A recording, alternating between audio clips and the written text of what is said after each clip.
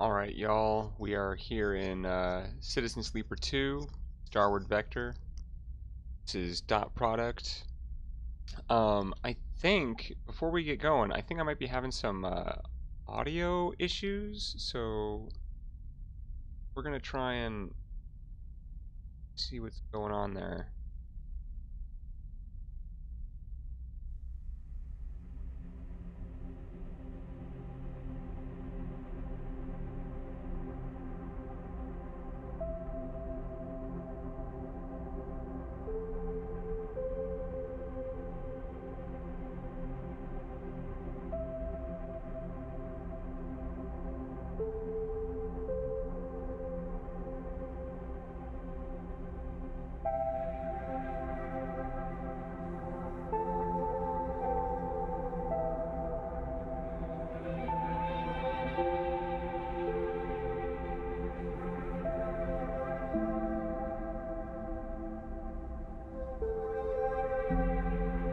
Okay, looks like audio is actually all good, and stream is all good.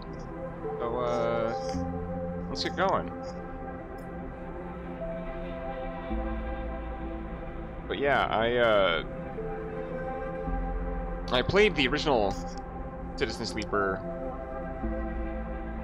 a couple years ago, back when it came out. I think that was 2022, and absolutely loved it.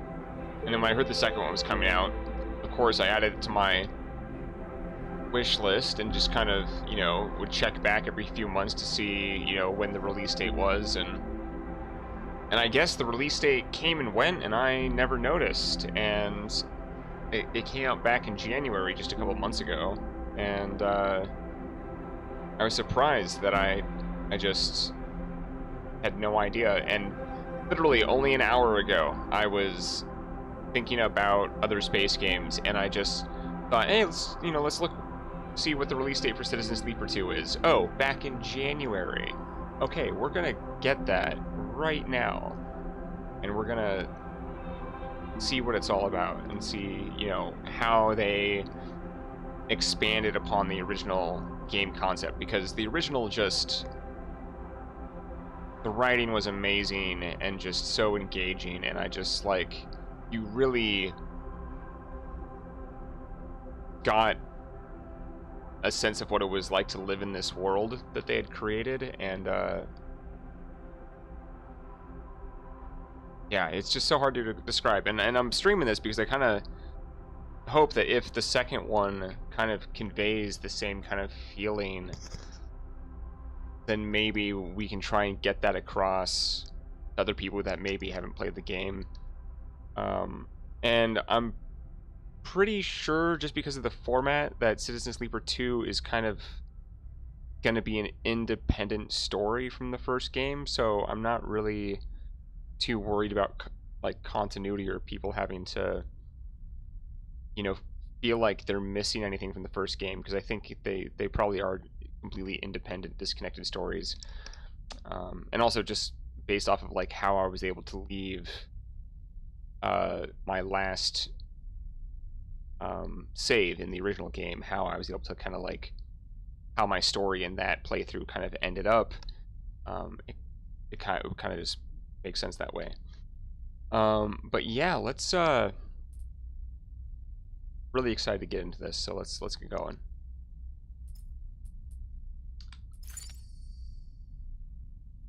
And it's been quite a while, so it's gonna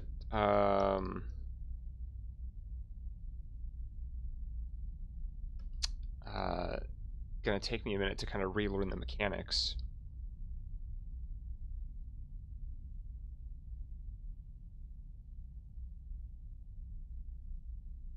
Death incurs a significant permanent penalty.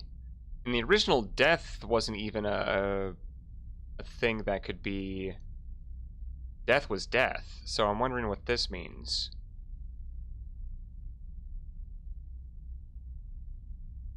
In the original game, if you ran out of the necessary resources to keep yourself functional, that was the end of the game. You died. I mean,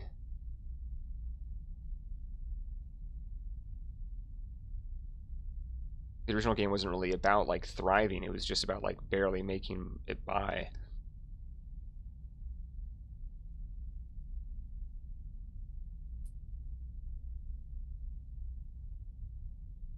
Risky, safe, dangerous. What's the...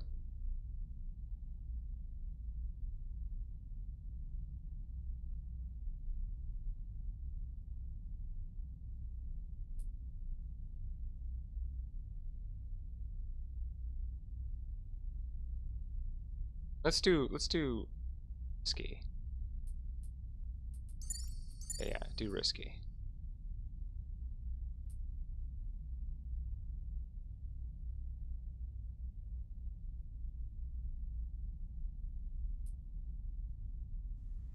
Let's go. So,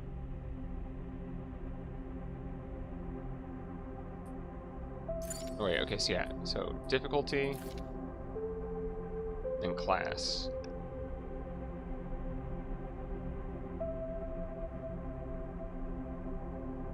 So operator.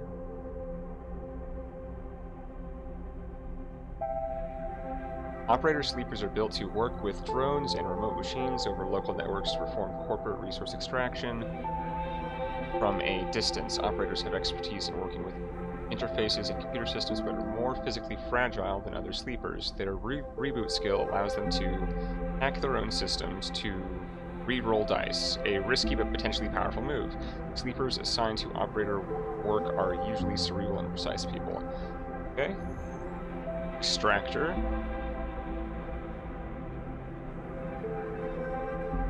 Extractor sleepers are built to work at the coal base of corporate resource extraction, often in hard vacuum environments.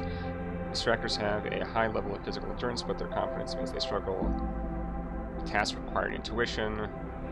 Their rally skill allows them to motivate those in their team, boosting their crew dice. Sleepers assigned to extraction work are often confident, self-sufficient, and have a high level of endurance. Yeah, so I have no idea what the crew mechanics are. That's all new to the second game. So that should be pretty interesting. So wait, do we only have... Okay, and then we also have machinist. Okay, so we have machinist, operator, extractor.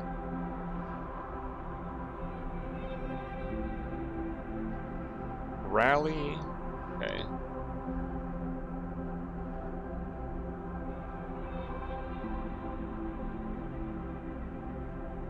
So what is... Okay, this point layout is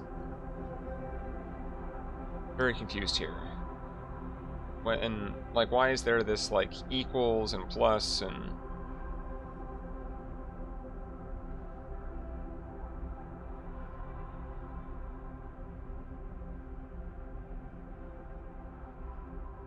Okay, what is this?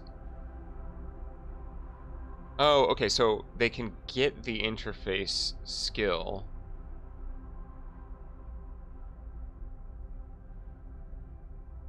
Okay, let me see here. Okay, so there's engineer, interface, endure, intuit, engage. They don't get intuit. They don't get endure. They don't get engage. Okay, interesting.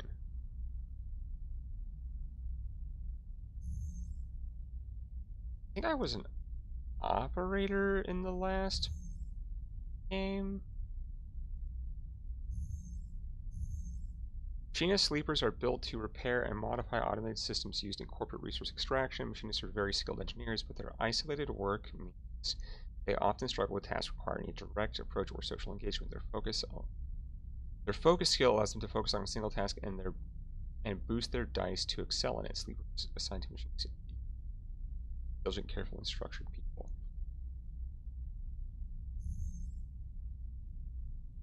Base. Listen to it. What is the engage ability?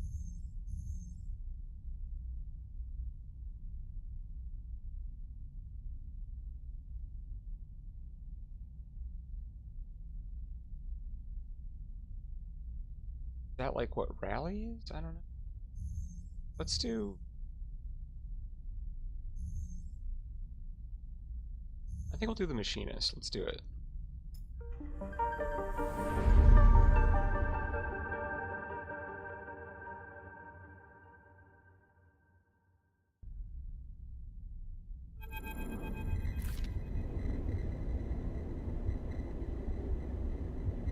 Oh, I'm realizing that cursor capture isn't on. That might help a little bit. There we go.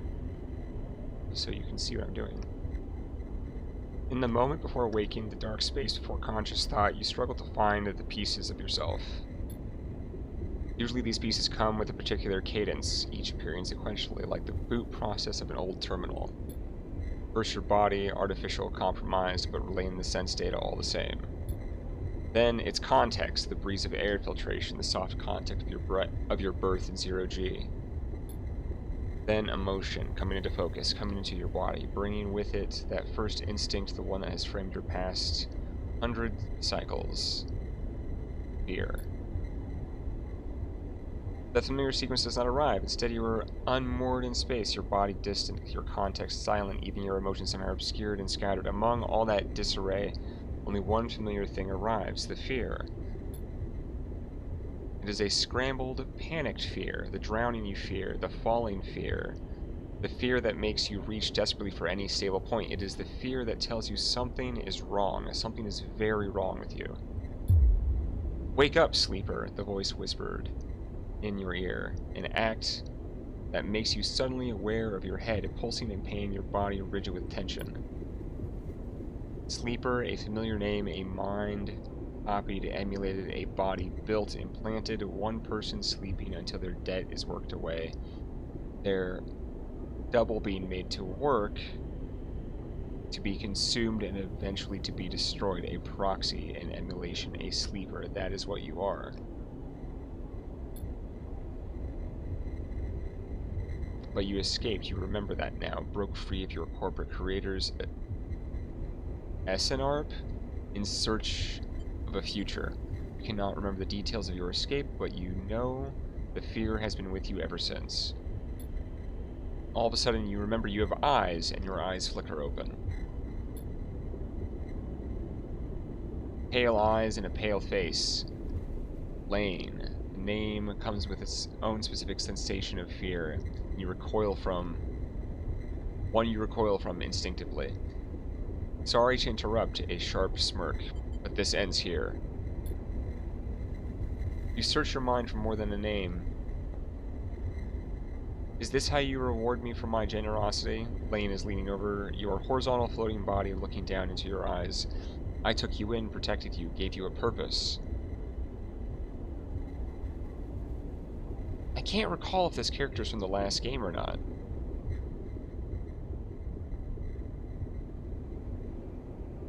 He seems familiar, but like... You try to look away, to the corners of your vision, to find something you understand. Your body does not respond, but I suppose that wasn't enough. He reached into the pocket of his jacket and retrieves a small vial. This wasn't enough? The vial glitters. This object you know and have known for a long time. Stabilizer. The drug that keeps your artificial body, your emulated mind, from inevitable decay. The only balm for your planned obsolescence. The liquid roiling in the vial fills you with disgust.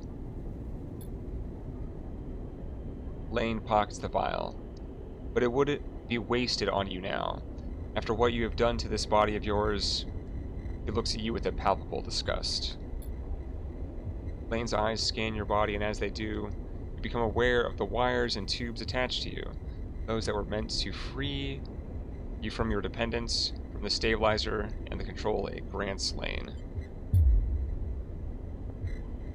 They are free, you pieces of shit. They don't need you anymore.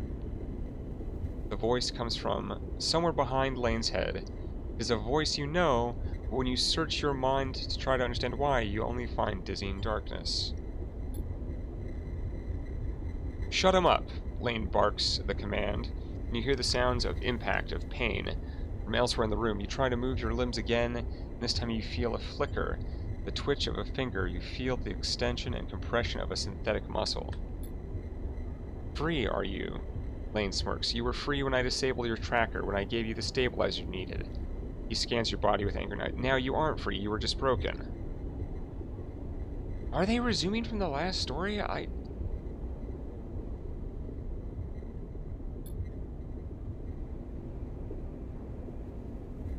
can't remember.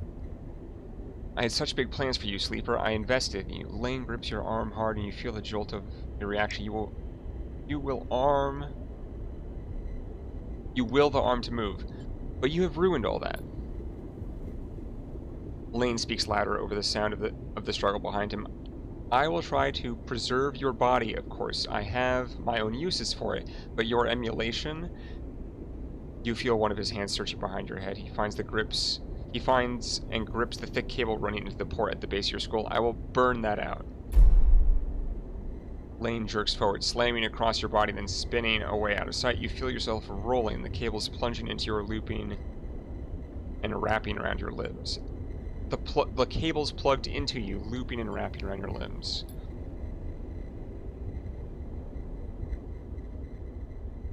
Then you feel hands steadying you, pulling cables. You glance around wildly and see someone digitally unplugging you. You meet his eyes. Hey, he waves a hand in your dazed face. We need to move. Lane won't be out long. He unloops a cable from around your wrist. Sleeper, help me out here. You blink slowly. Do you know this person? He leans over you and you feel his hands on the connector, flicking switches, releasing the locks. Come on, come on, come on. He tugs the connector clear and pulls you up. You see the room you're in for the first time, filled with tech and terminals, wires waving everywhere, all lit by big windows, looking out on an impossibly bright, screen-filled street beyond. In the corner you see the dark shape of a floating body surrounded by glittering constellation of crimson baubles. Is that blood? Move! You are wrestled and shoved towards the door, which slides open in front of you, and then you are out in all that brightness, all that movement, gliding hard towards some unknown destination. You come to stop in a dark alley, the one who guided you here pausing to catch his breath. He doubles over beside a massive life support unit that sends a lukewarm breeze across your skin. You stare at him, trying to recall everything about him. You notice his tattered jacket, his lightweight clothes. You remember his station. You remember this station runs hot, something about the power that flows through the place. He looks up and meets your eye. What's going on, Sleeper? He wipes sweat from his forehead and floats away in a swarm of spheres. Talk to me.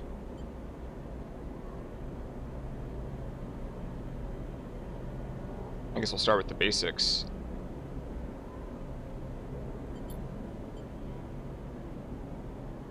You see a concerned frown across his face. Don't mess with me, Sleeper. That's not funny. He comes closer, eyeing you carefully. What station are we on? He narrows his eyes, waits for the answer. You close your eyes, trying to recall. You force your way through the dark to the image of a station. No, a city growing on the back of a vast set of hexagonal solar cells shadowed by them. You open your eyes. Dark side. The word leaves your mouth like an exhale, an instinct. Before you heard yourself, it sounded out you didn't know it was there. Okay, so this is a different story, different location. Okay.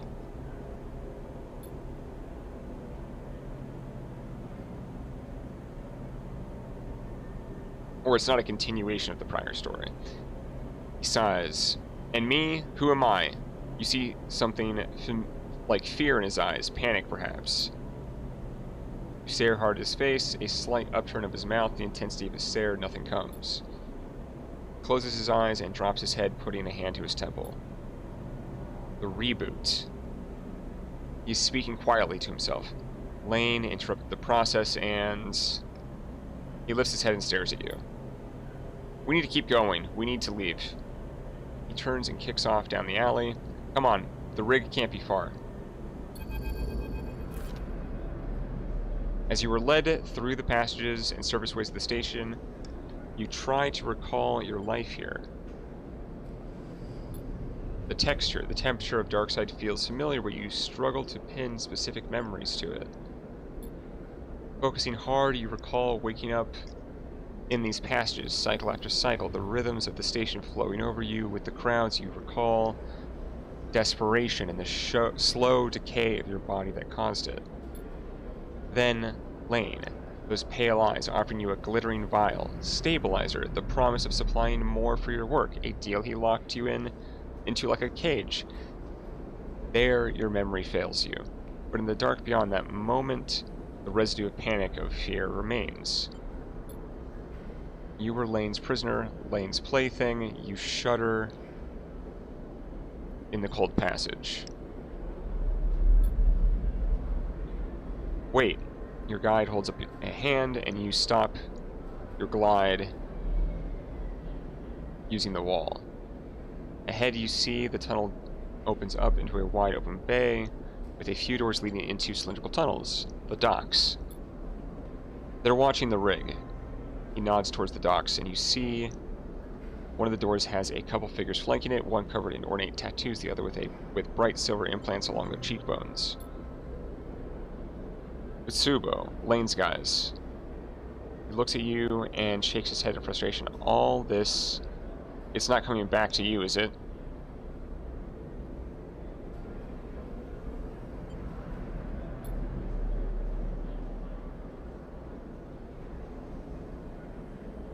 Something catches your eye, and you see he is playing with a coin, nervously turning it over and over his fingers. You see, he sees you looking and slips it away.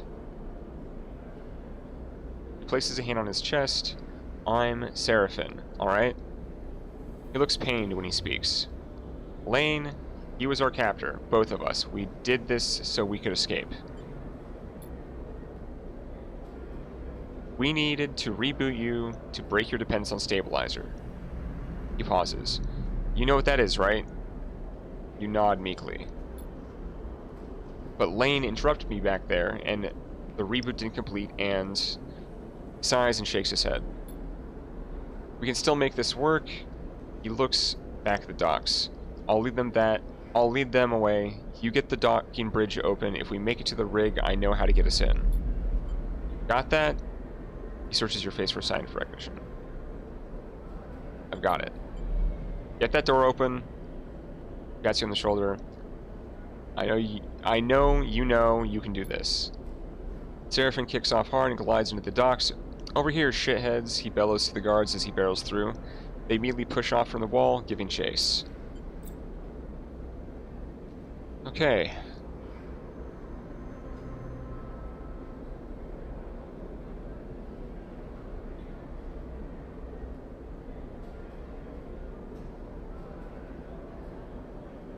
Yeah, I barely remember how how the dice work in this game.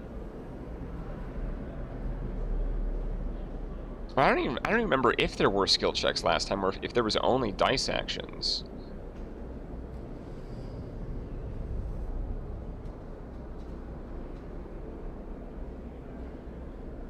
Okay. You wait a breath and glide across to the door they were guarding. You look already panicked at the tightly sealed door. Its control panel locked out. You hear a shout from somewhere nearby. You need to get it open. Hack the door. Break the seal. Yeah, so we're an engineer, not an operator, so...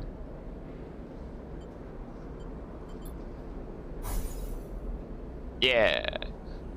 You shift to the central access panel and wrench it open. You scan over the mechanism, looking for a weakness somewhere nearby. You hear more than shouting. You reach in and grab the main latch, straining as you bend it outward. The seal releases and you drag the door halfway open. It screeches in its metal frame as you pull. Go, go! Seraphin flies past you through the doorway into the docking tunnel. You turn to see the two guards approaching fast across the docks and quickly glide after Seraphin. Seraphin is already at the rig's door, inputting an entry code. The rig's door scissors open, and you both rush inside. Quickly, Seraphin grabs you by the arm and drags you up to the cockpit. The ship's layout is hazy in your mind. He dumps you in a flight seat and straps himself into his own. You see him tap a series of buttons as he does, talking to himself. Come on. The rig's drive rumbles to life, and Seraphin slams a button on the console. You feel the force of the ship's acceleration as it pulls away. So I guess we're making an escape from this place? Interesting.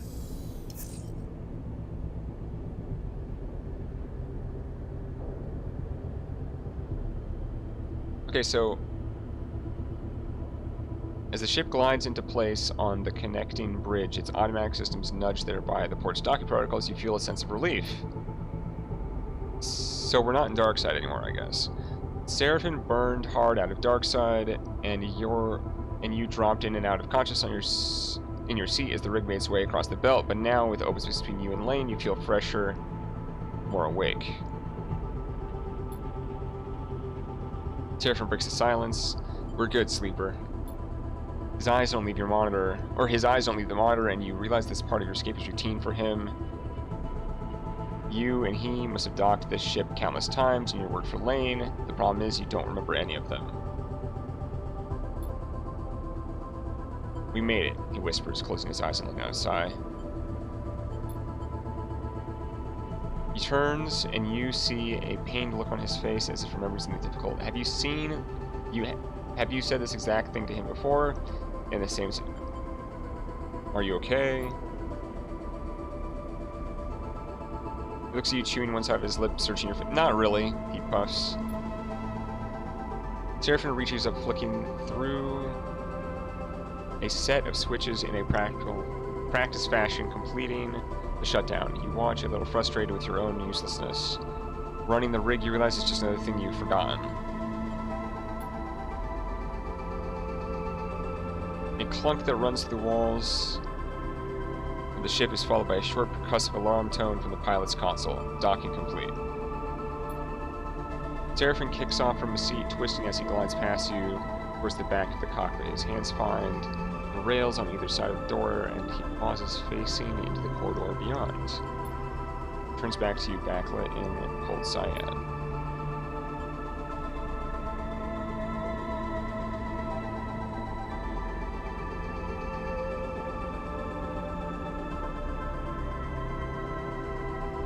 We need a plan. He glances around. Lane's not going to let us slip away quietly, he sighs.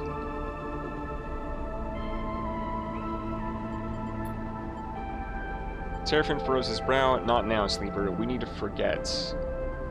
He flinches, the words coming out wrong. We need to focus on something other than... He pauses again. Unsure. Us, he sighs. We need to survive this thing first, then maybe we'll talk.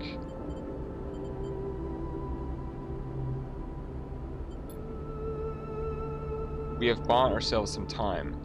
Glances through the cockpit window at the blinking lights of the station. You may not remember Hexport, but I do, and there are plenty of opportunities here for us. If we can keep our heads down... He turns back to the corridor. That's what we'll do. Pushes off and glides towards the main lock, and you follow, pulling yourself along, hand over hand in 0G.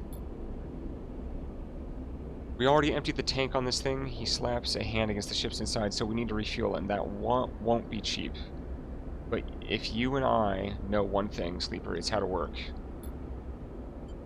I'm going to get myself reacquainted, see if I can turn up any old connections, people that might throw us an easy contract. You, glances back over her shoulder, you keep out of trouble.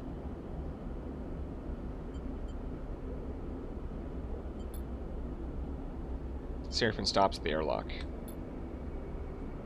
Stopping the reboot halfway through. He pulls a worn crew jacket from the locker and starts pulling it on. We don't know what that did to you. He jams an arm into his sleeve. I don't want you passing out in...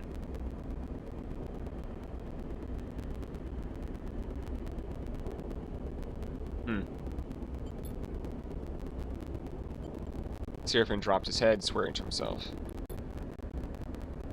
He grabs another crew jacket and thrusts it at you. Just put the damn hood up, will you? You take it and slip it on. Thank you.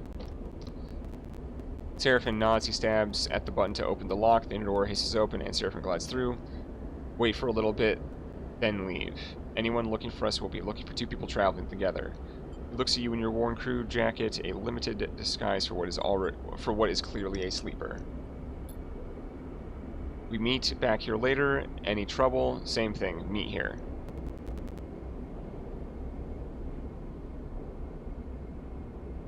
He surveys your disguise and again shakes his head. This is a shitty idea.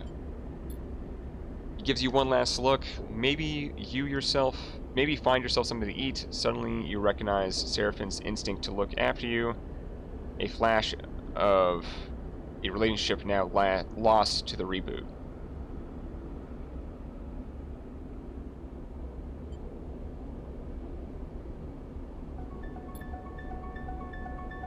Catch. Seraphin throws a handful of something towards you. You manage to grab the projectiles, and when you open your hand, you see a stack of cryochits. Those should get you some food. We'll need some more fuel and supplies. He grimaces. That means odd jobs on the station for both of us. Seraphin kicks off and glides down the dock bridge. Don't go too far, alright? He shouts as he leaves. Take it slow. And with that, he is gone, leaving the connecting bridge and heading into Export Dock and Concourse. You wait for a moment in silence.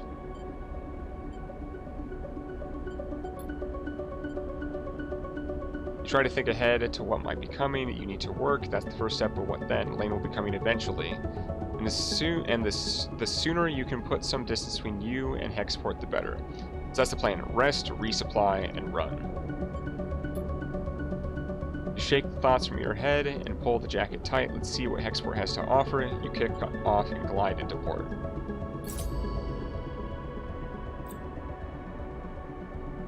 Okay. Game runs in cycles. Yep.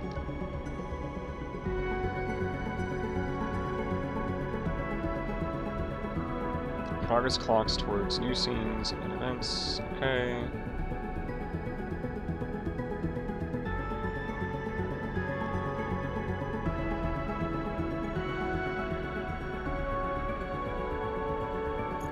Okay.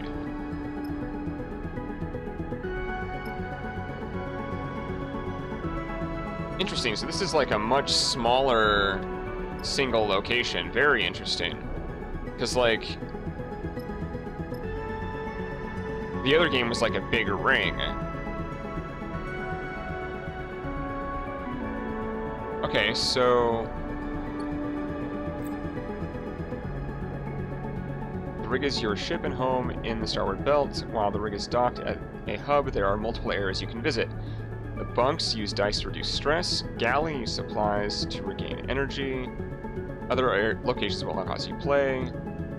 While the rig is in dock at a hub, your crew will also help to gather resources to contribute to the upkeep of the ship. Okay. You can choose which resources they should focus on in the crew task menu to the left. They have a random chance of acquiring at the beginning of the following cycle. Interesting.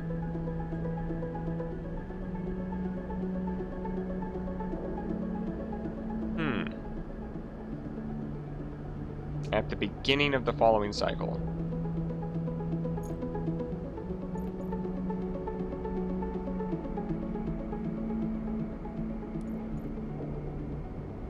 Cycle clock.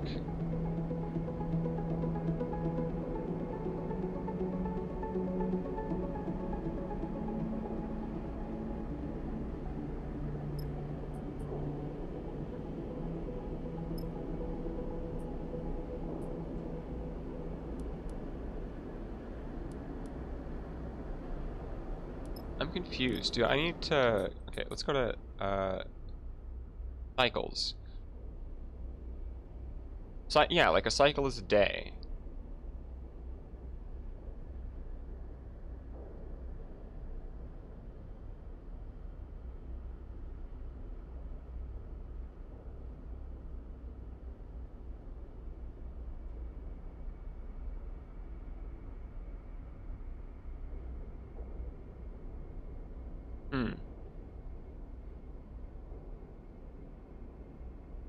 Any of the cycle will roll or re-roll any unused or any used or unused dice.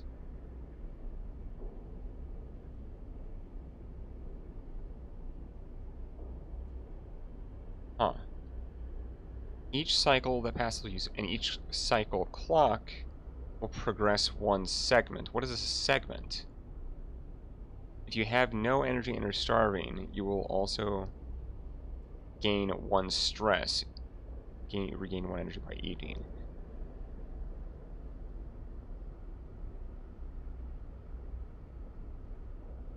Okay. Hmm.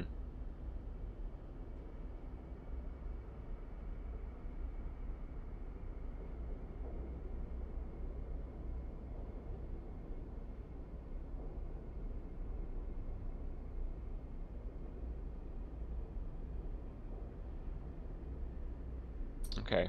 Interesting. So...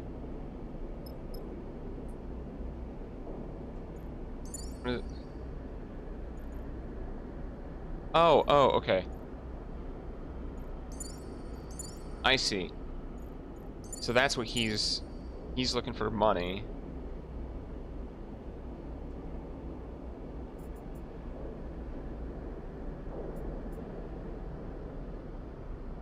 Okay.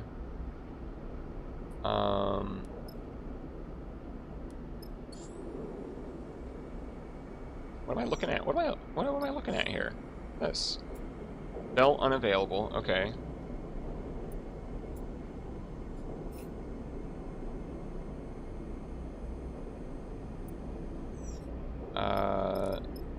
What is this? Okay, that's the rig button. Okay.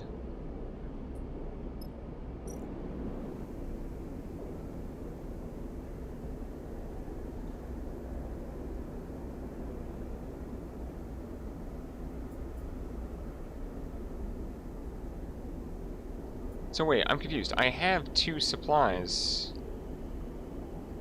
Oh, I have to... Okay, you have to drag it in. Okay.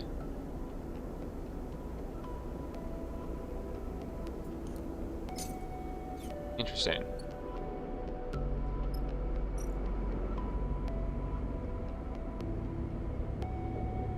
And then you put in dice for a rest. What happens if...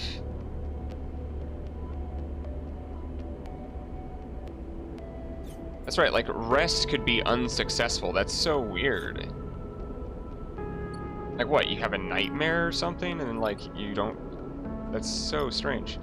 Okay, export docs. But your dice will be modified by your skill. Your skill modifier the actions displayed on the right, and will reduce your increase. Okay, cool.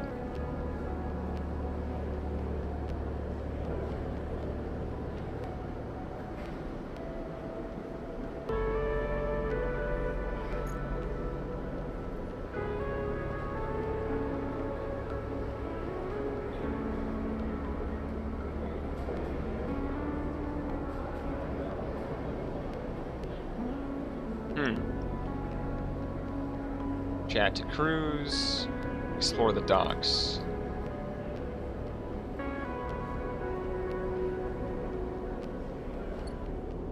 Okay.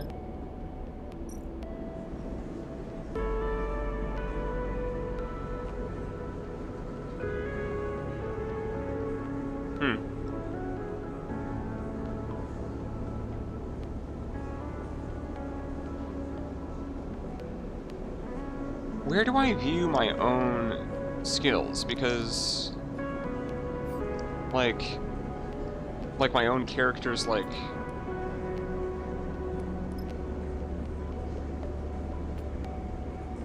Because I know I have, like, some degree of bonuses in those areas, but I can't... Oh, okay. It shows it right here. So... Oh, okay, and this is where you do upgrades, too. Okay, interesting.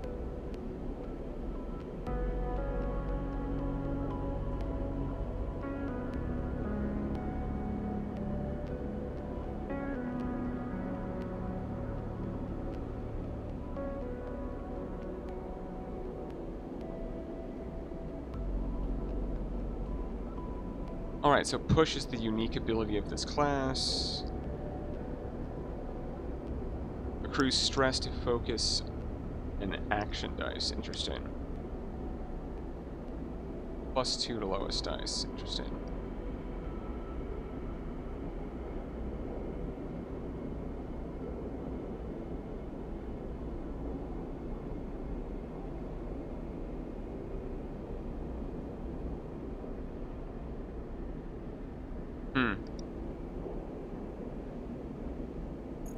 So... Okay, that's the point cost. So...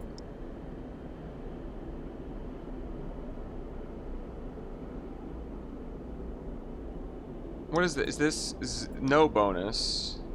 I'm so confused. Okay. Oh, okay, so... We don't have Endure. This is just to get it. I think this is... We have a -1. This is a +1. This is a +2. I think that's what's going on. Okay, so...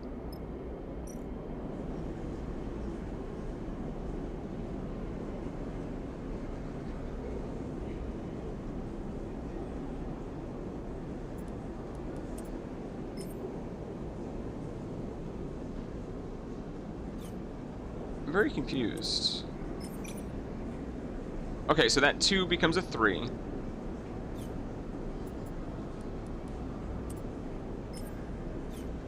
Huh.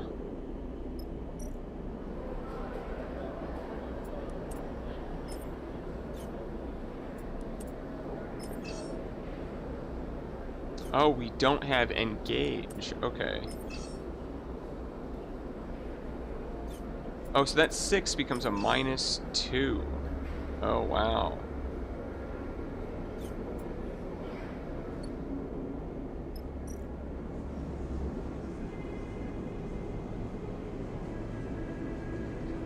What do I get for doing that?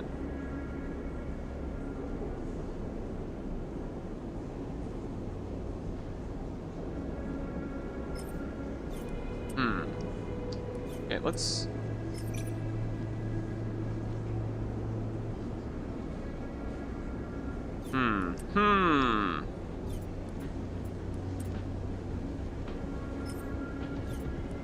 See, I feel like I'd be wasting a 6 die on that.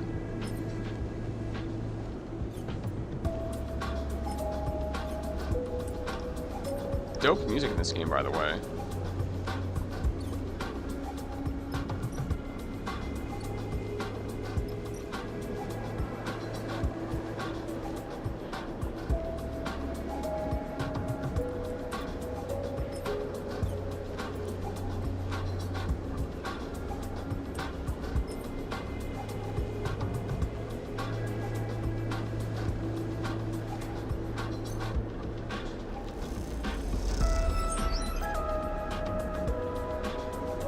You just progressed a clock. Clocks track your progress towards both.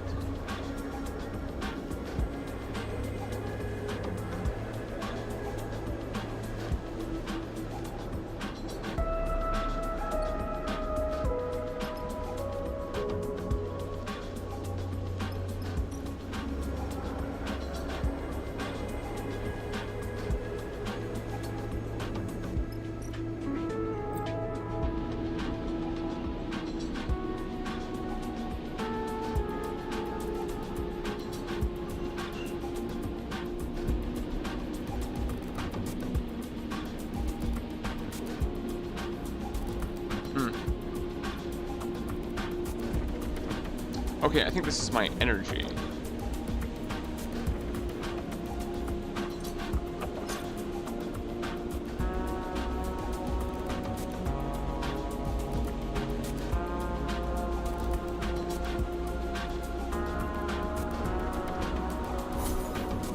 +2 energy, okay.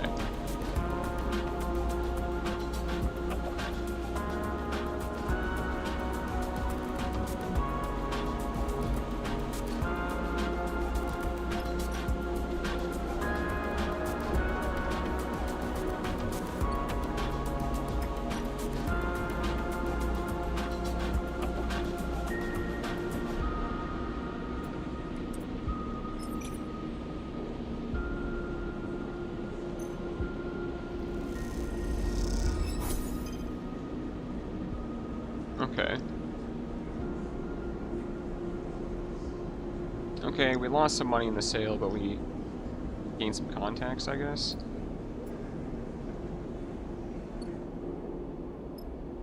Back to the docks. Let's do this.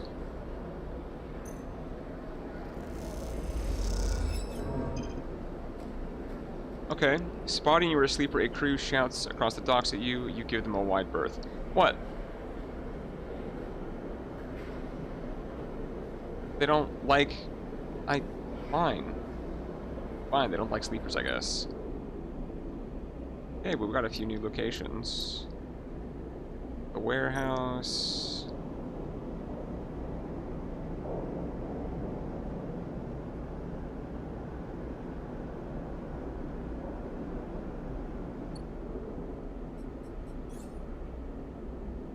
Okay, yeah, I don't have Endure yet. Interesting.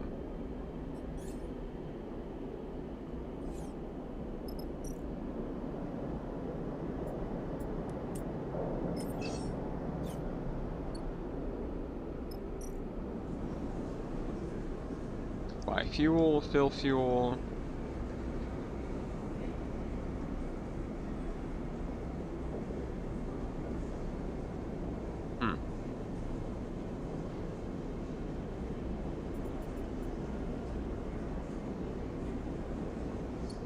Basically the grocery store.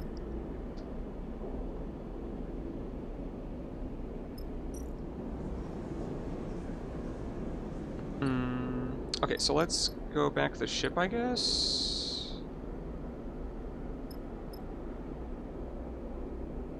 I don't feel super comfortable doing things with these crappy dice.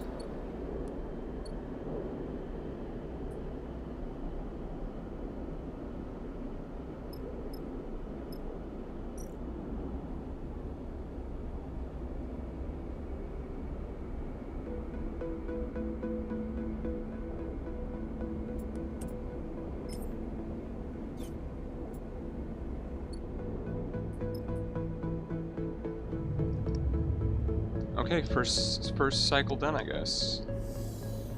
We lose an energy.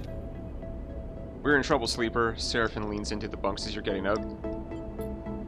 Without further explanation, he disappears down the corridor towards the rear of the ship. You drift out into the passage, pulling on your clothes and glide down the length of the rig. The cool air making you shiver. Seraphim is a silhouette silently leading the way. He stops at the far end, diverting through a side door, shooting you a glance as he does. You find Seraphim inside, holding one of a tangle of arm-thick tubes that are waving in the zero-G engine room. You know what these are? Tubes. He rolls his eyes, but you see a hint of a smile. Thanks, genius. These are the engine's feed lines. He waves one in the air. And before you ask, no, they aren't supposed to be waggling loose. What happened? They must have broken loose when we pushed the ship hard on our way out of Darkside. Looks at the mess. We are lucky the reserve tank is empty, otherwise... He shakes his head, it would have been bad. But he pushes the pipe to the side. No feed from the reserve tank means that the rig's range is limited to the local region only. He thumps the large lump in housing of the engine. This thing can't take us anywhere far.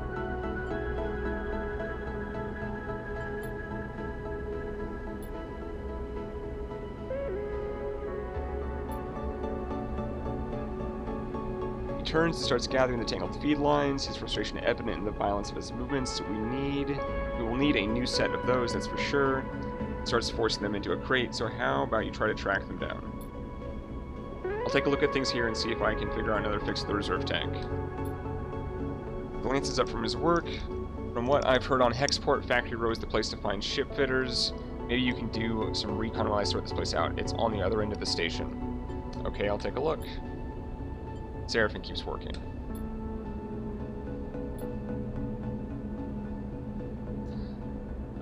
Wait. Seemingly unsure, there's something else. He drops the feed lines and they float, waving in the air like tubular seaweed. I've heard word that Lane's on the hunt. He frowns. A message went out everywhere in the local rules. Raiders of Darkside, he's looking for us. You said it. Seraphim sighs, which is why we need those feed lines.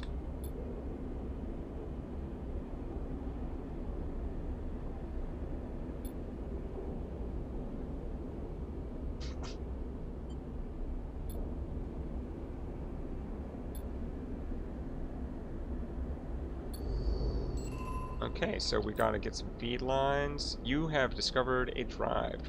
Okay. Major and a minor. Okay. Escape Hexport.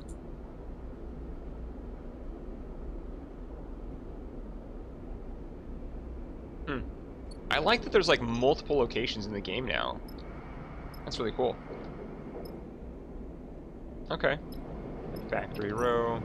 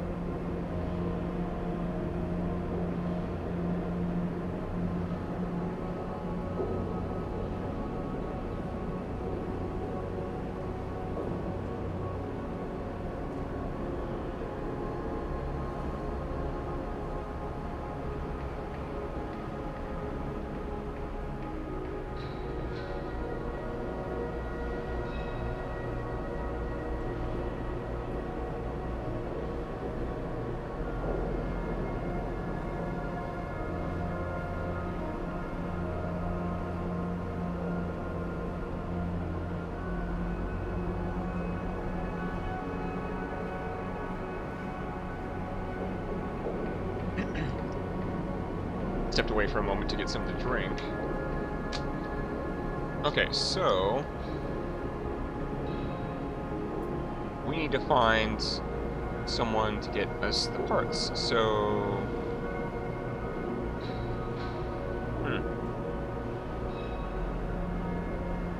interesting. So we got some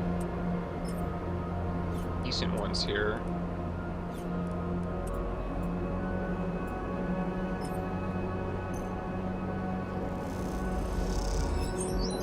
Do I have Endure? I'm at a minus for Endure, really?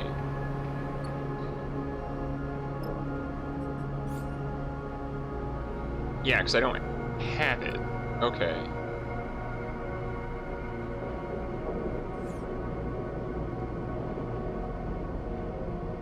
Oh, okay.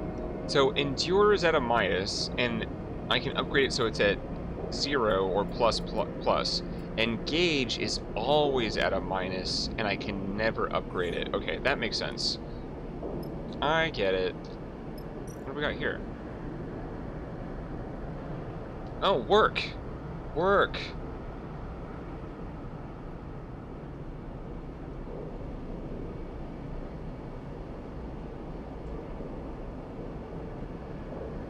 Okay, what do we get? Do we get paid? Like...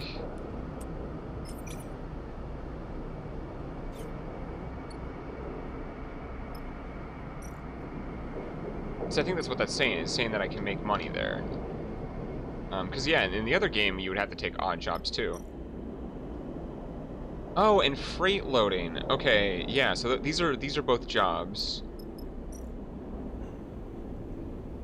Oh, and then you can make money through the gambling. Okay.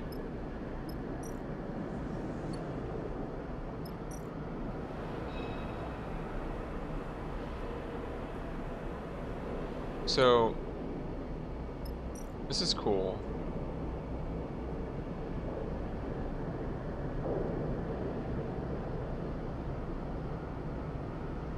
Okay, and I don't have the items. Input 1 raw scrap, okay. Huh.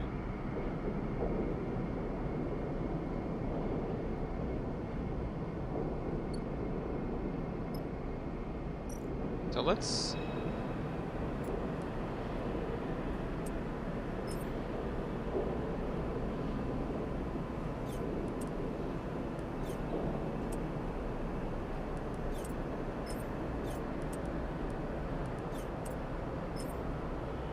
Let's just do that.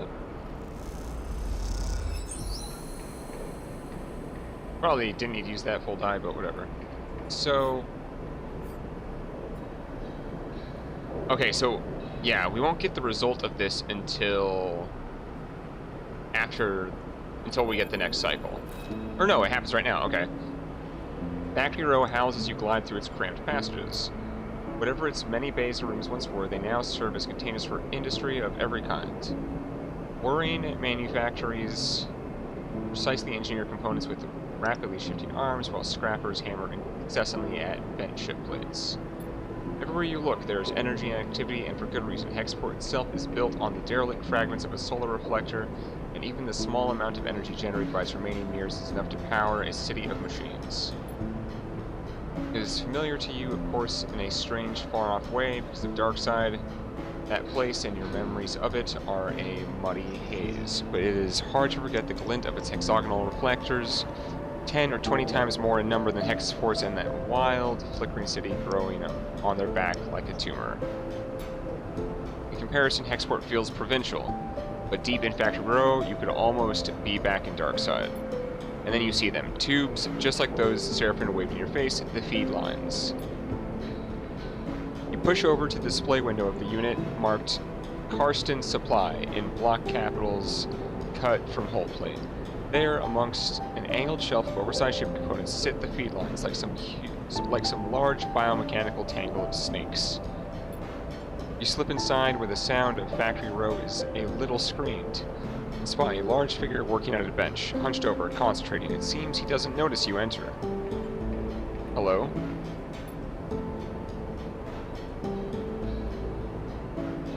A sharp eye glints as the figure looks over his shoulder. Can I help you? His accent is heavy but unknown to you. Those feed lines, how much? There's a sharp clink as Carson places his tools in the compartment against a magnetic plate on the wall. He turns with surprising grace and begins cleaning his hands on a cloth. Those eyes scan you, but Carson's thickest features do not betray the result of his assessment. Custom built those, for a client that never collected. He looks at his hands while he speaks, checking for stray oil stains. You have one of the old MEVs, then? He sounded out the letters in a way that you don't recognize as he speaks.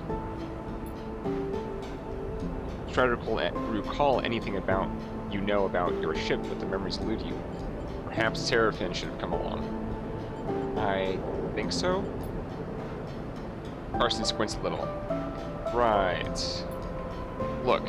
Carson drifts over to where you are, standing, his imposing height evident. For a fellow enthusiast like you, he continues in a distinct monotone. Let's say a few hundred cryo on clean shits.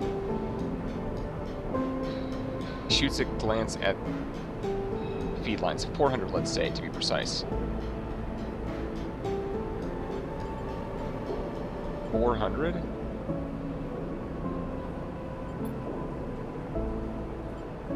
$400, Carson says back in your question without the emphasis. It's expensive, I know, it's a shame, but it's just what they are worth. He screws up his mouth a little into something that might be a smile. However, I'm more than the bartering type myself anyway. Barter sounds good. There's a...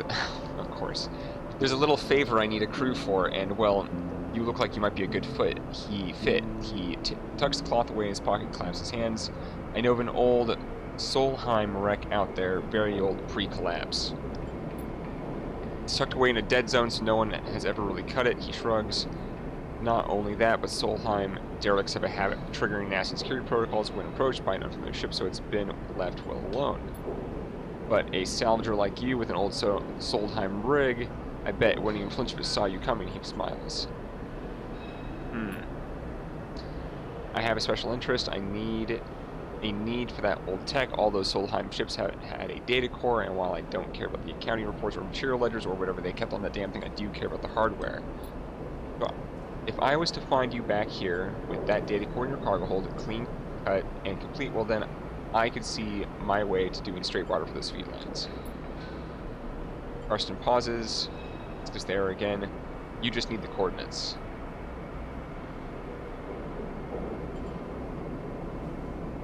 Simple as that? Simple as that, he repeats in his monotone way. So you interested? He glances back at his workbench. Because I'm a busy man. I'll do it. Alright then. He holds out a heavy hand for you to shake, and as you automatically reach out, he grabs your forearm instead. Karsten pulls you closer, squeezing your arm. Let's keep this one between us, alright? He smiles, his face huge and close. It's our deal. Before you can respond, he thumbs a little drive into your palm. Those coordinates, and then he lets go ground with what you swear is a wink. Okay. And by the time you do... Yeah, okay. You turn and glide out of Carson's supply with a grooming something like summit and Peterson. Cacophony of factory road in your ears. A contract. Seraphim might even be impressed. You look at the drive in your palm and smile. This could be a route out. You think of leaving this place behind, but in possession of an improved ship, too.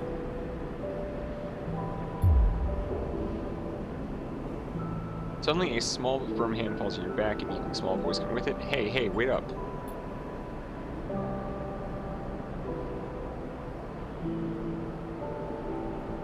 You turn in the patch to see a young woman, her hair waving from the rapid glide. You clearly just came out of to catch you. She stays herself, using your shoulder. Sorry, she smiles a quick and flat smile. Wanted to catch you. I'm Junie. Her dark eyes flick around nervously. You notice the portable terminal she carries, something that data scrapers call a deck, and her backpack filled with components and trailing wires. Do I know you? She pauses, confused by the question. No. She pauses again. Karsten, she starts, still catching her breath. He sent me to grab you. She smiles the flat smile again. He wants me to come with you on that job. Her eyes shoot down to the drive in the palm of your hand. She smiles again. Why didn't he tell me? He glances back. I guess he forgot. He does that sometimes. She looks sheepishly at you. He just grabbed me after you two were done talking, so... The person's always sending me on things like this. I guess he wants me to help you out and keep an eye on things. Because I can be pretty helpful. I don't know. I'm kind of sus, honestly. I think she was camping at Karsten's place and saw that I got the job, and then she's got, I don't know, she's got some ulterior motives. We'll see. We'll see. So, she looks around the pen. Should I meet you at your ship, and you can tell me when you're ready to go?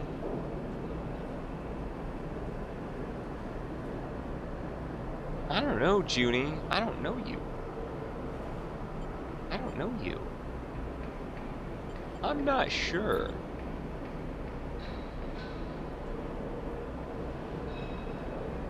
Sure, I mean, you aren't sure when you're...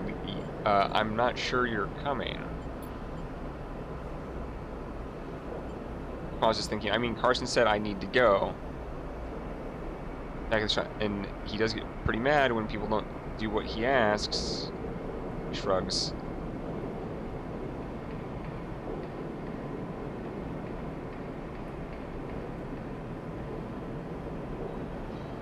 Well, and I hope I didn't lock myself out of it. Okay, Carson doesn't like waiting, but it's up to you.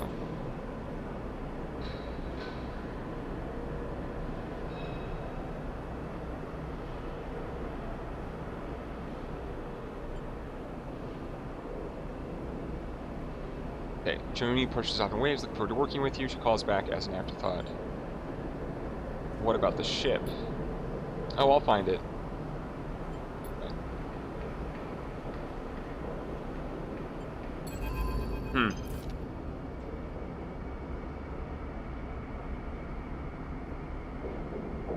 I don't know about this. Sleeper Seraphin looks nervously out of the rig's window as you finish explaining Carson's deal, as well as Junie's offer to help. If this job was easy, Carson would have done it himself already. That means there's a catch. Comes at the stars, and there's definitely something going on with this Junie girl. My thoughts exactly. Shakes his head. She would be useful, though. What choice do we have? Yeah.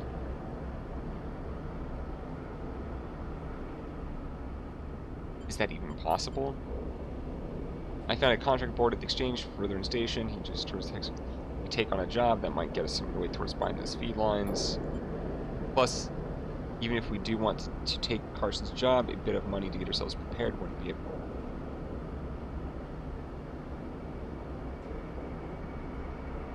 Do we have time?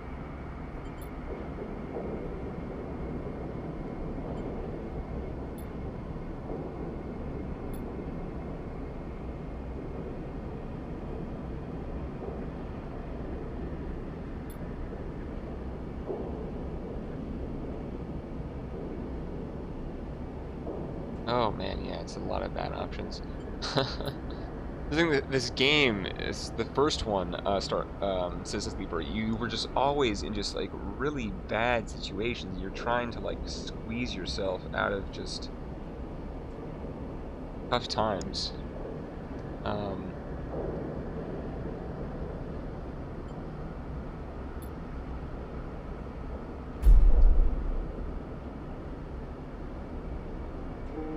We need a stabilizer.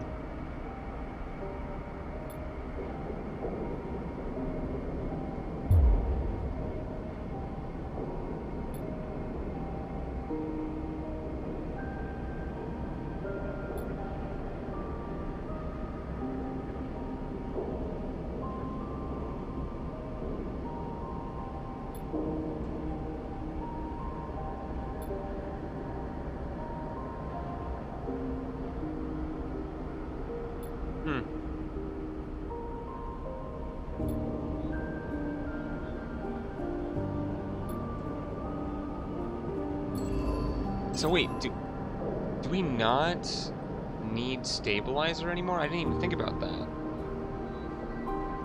Is that like a thing that like they figured out a way around?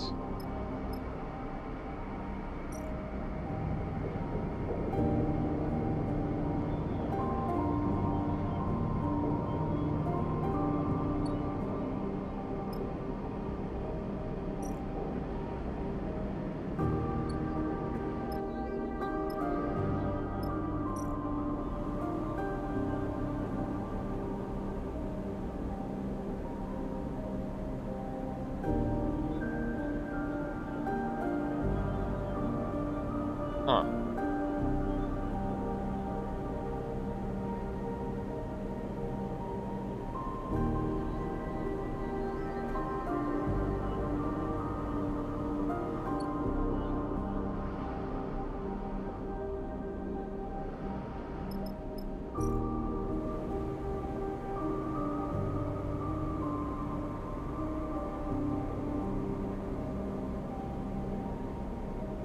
All right. Okay. So. Okay, makes sense. Because yeah, we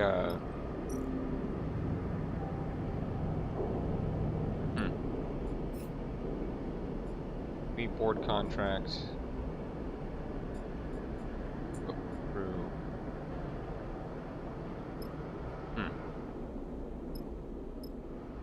Bar.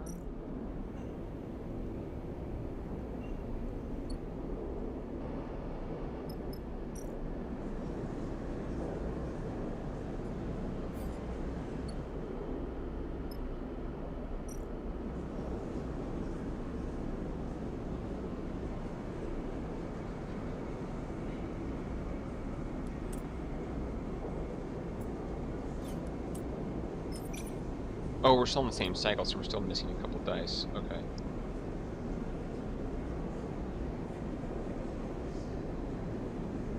Here, we'll work on the exchange.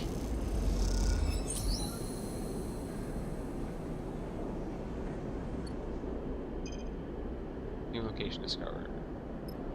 Canteen. Eat at the canteen.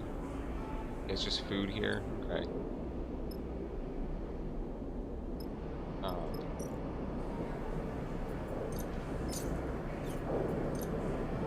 I wish I told you how much energy you get.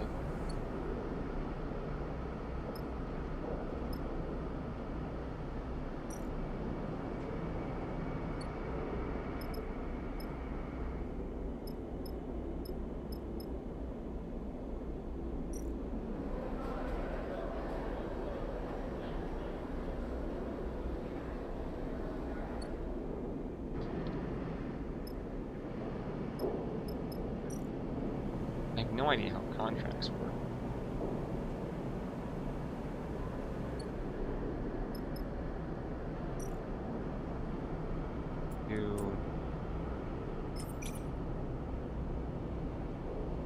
See, I want to see how much money we can get doing this. 12. Okay. Not bad.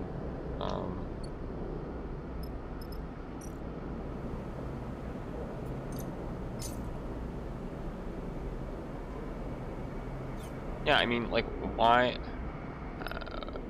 Both jobs, I mean.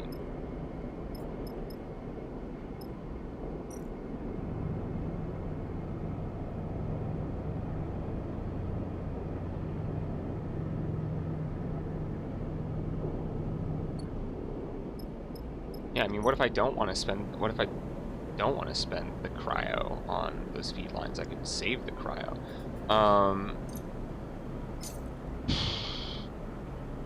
Sure, we'll get the contract.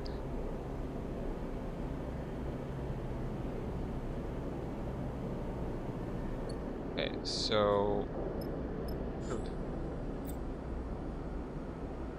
our high-risk hard work job, the union recruit card for mission take to succeed. You gather enough fuel to travel to the contract, gather as many supplies as you can afford to keep union crew going. Look for opportunities for temporary to consider which crew to take carefully. Different skills and stress resistances, and you just conflict the story. Once you are ready, you can select contract from the map and your crew to proceed. Okay, interesting.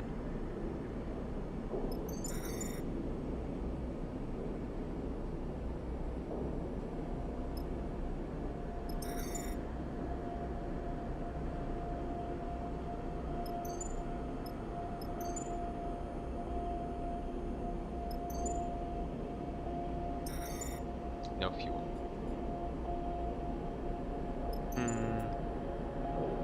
How many, like, supplies would you need for something like that? Great haul.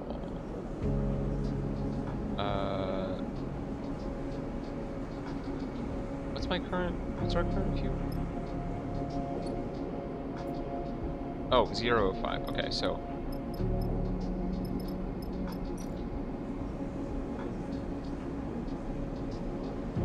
take all of our money. Ugh.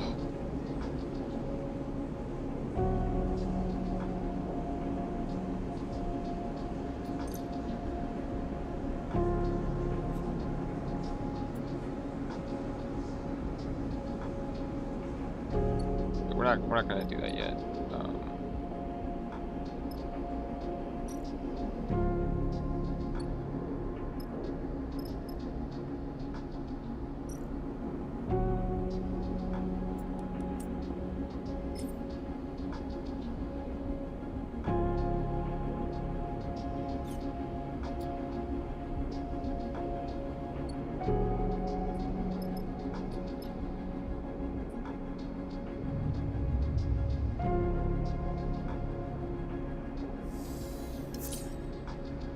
Man, not very many good rolls. This,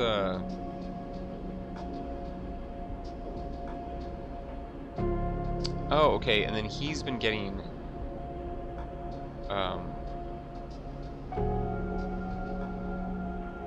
Oh, okay, and then this cycle clock is... Okay.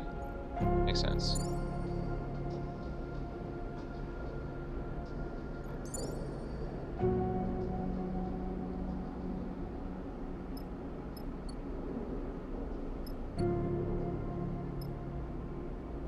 So,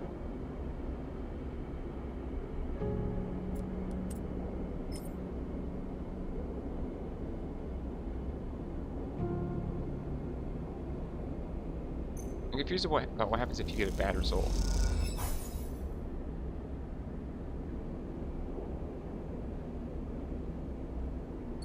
Wait, did you not recover energy from...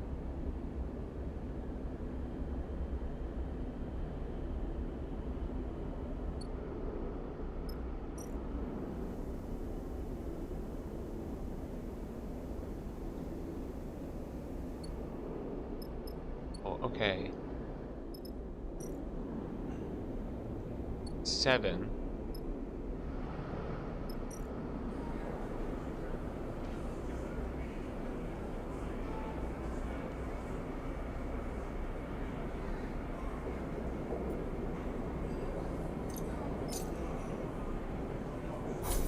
Okay.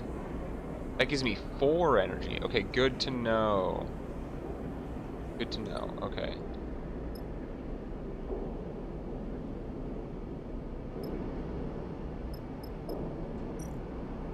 Or work at the scrap yards, make some extra money, or not the trade hall.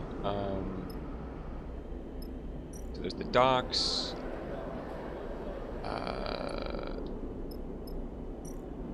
Wasn't the warehouses?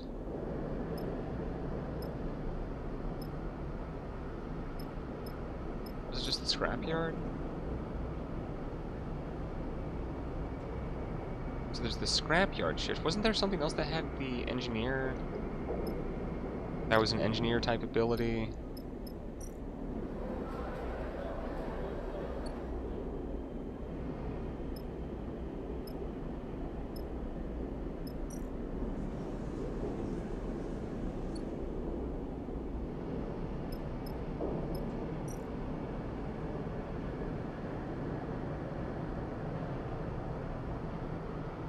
Yeah, there's the scrapyard shift, but there was one... why was there... I swear...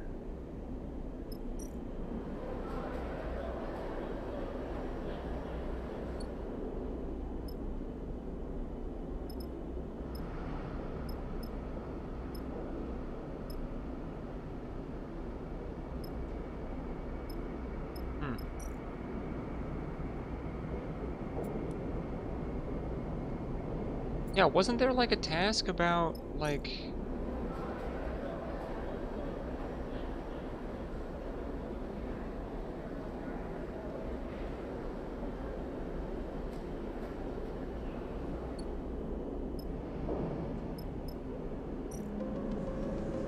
Not at the trade hall, but I thought there was like another task about, yeah, where's the one with the brokers? Or like, because we finished that clock, does it make the location disappear? Am I that what I'm missing?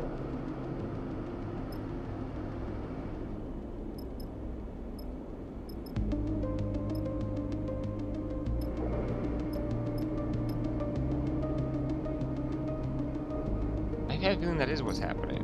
Like, if you finish the location, then it's just done. Interesting. I guess we'll do some work. Scrapyard shift.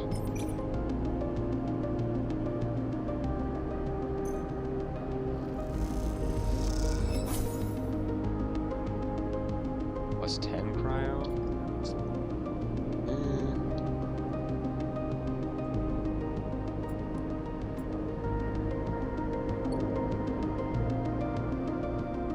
Any other way to make money? So we've got that location.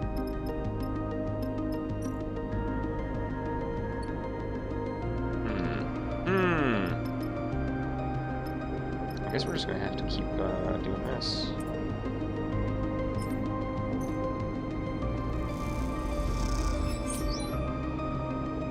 Okay, 12 cryo for a 6 die.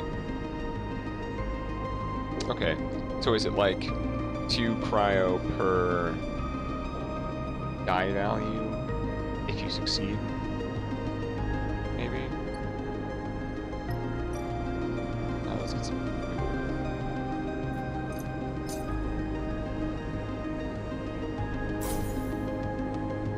Okay.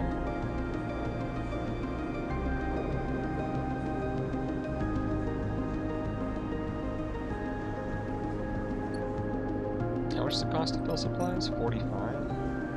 Yeah.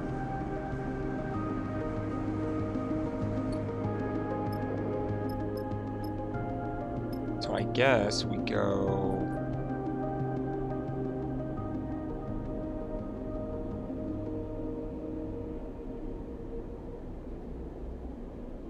end the cycle.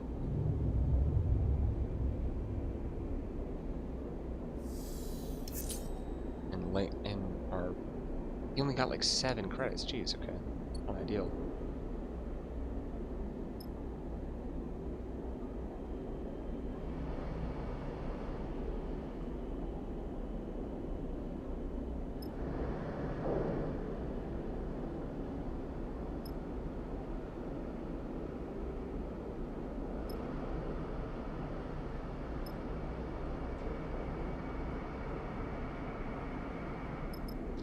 Alright, y'all. I think I'm gonna close up the stream here. It's getting pretty late for me, and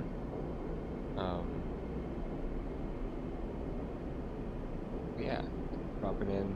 We'll try and resume this at a later date. Yeah, for now, dot product signing off.